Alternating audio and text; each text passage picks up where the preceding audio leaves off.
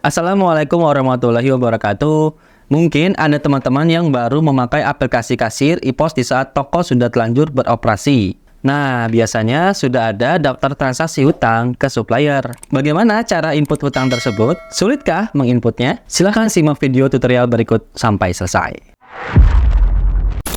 Trigonal Tutorial. Nah, jadi teman-teman, kalau memang ingin memindahkan catatan hutang secara massal, itu bisa aja dilakukan dari program e-pos. Nah, di sini saya coba contohkan ya. Yang saya gunakan ini adalah e-pos versi profesional. Nah, di sini kita bisa buka menu akuntansi. Nah, di sini ada namanya saldo awal hutang.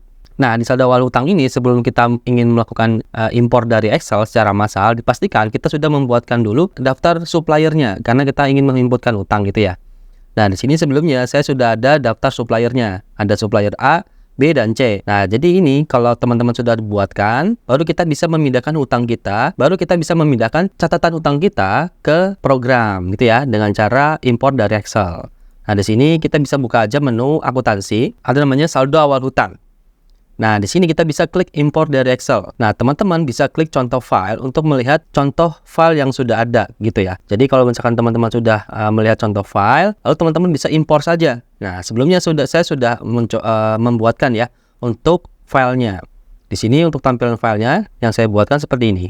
Nah, ini ya salah satu contoh file Excel saldo awal hutang yang saya sudah buatkan. Nah, di sini saya akan jelaskan untuk format-format dari Excel-nya. Di sini ada keterangan kode supplier. Kalau kode supplier ini harus disesuaikan dengan kode yang ada di program. Nah, kalau teman-teman input saldo awal hutang tapi kode supplier berbeda, maka tidak akan terimpor ya. Jadi, kalau misalkan memang ingin import saldo awal hutang, itu disesuaikan dengan kode suppliernya. Mungkin saran saya bisa saja export data supplier, baru bisa di-copy kode suppliernya dan di-copy ke format dari saldo awal hutang ini. Gitu aja ya. Nah, lanjut lagi ke table no transaksi pembelian. Kalau nomor transaksi pembelian ini boleh bebas ya. Jadi mau diisikan apa saja nggak masalah antara angka dan huruf gitu ya. Nah, saya contohkan ini adalah BL001 yaitu pembelian gitu ya. Nah, kalau untuk tanggal dan tanggal jatuh tempo itu formatnya harus sesuai ya. Jadi contohnya kalau misalnya memang di sini ada keterangannya 15 Jan dan tahunnya seperti ini, maka bisa diikuti saja. Karena kalau misalkan teman-teman mengisikannya format yang berbeda, itu bisa aja terjadi gagal impor. Kalau teman-teman tidak mengikuti format dari tanggal dan tanggal jatuh temponya tidak sesuai. Nah, lanjut lagi ke bagian sisa. Sisa ini adalah sisa hutang kepada supplier gitu. Jadi,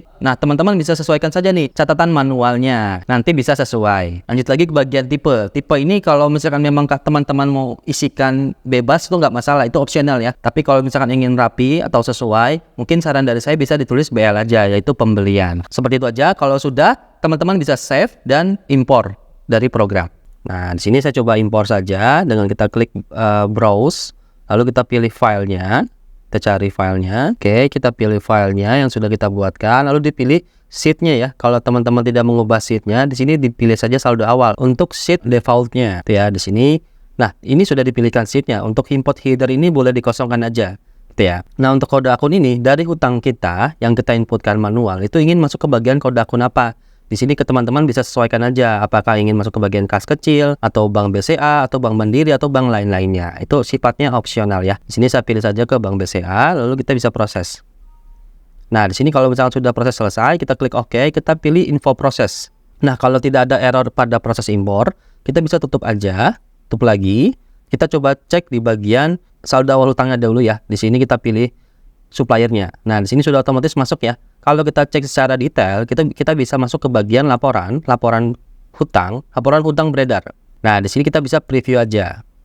Nah, laporan hutang beredar ini laporan yang belum dibayarkan. Jadi kita memindahkan catatan manual kita ke program, gitu ya, teman-teman. Oke, terima kasih. Nah, begitu ya teman-teman, sudah lebih jelas kan? Kalau ada yang masih bingung dan belum jelas, tenang aja. Teman-teman bisa tanya ke tim support Trigonal Software. Kontaknya ada di deskripsi ya. Sampai jumpa di tutorial berikutnya. Wassalamualaikum warahmatullahi wabarakatuh.